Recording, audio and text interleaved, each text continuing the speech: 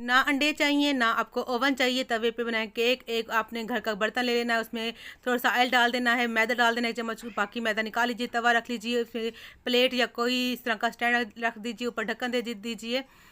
1 cup मैदा लेके 2 चम्मच आप निकाल लीजिए मैदा, 2 चम्मच इसमें कोको पाउडर डाल दीजिए। इसके बाद 1 चम्मच इसमें बेकिंग पाउडर, आधा चम्मच मीठा सोडा, दोनों को मिक्स कर लीजिए। मिक्स करने के बाद आपने इसको छान लेना है। छानने के बाद इस मिक्सचर को साइड पे कर दीजिए। अब आपने एक अलहदा बाउल ले लेना है, आधा कप चीनी डाल देनी, पिसी चीनी चाहिए, 5 खाने के चम्मच इसमें कुकिंग ऑयल, 3 खाने के चम्मच इसमें दही डाल देना है। मिक्स करके इसको जो है आपने अच्छे से मिक्स करना है। इसके बाद इसके में आधा कप नीम गर्म दूध डाल देना है, अच्छे से मिक्स करना है।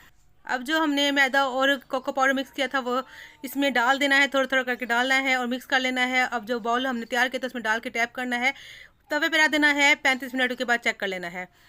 30 से 35 मिनट के बाद चॉकलेट केक तैयार हो जाएगा। वीडियो को लाइक कर दीजिए, चैनल को सब्सक्राइब कर दीजिए। अल्लाह हाफ़िज़।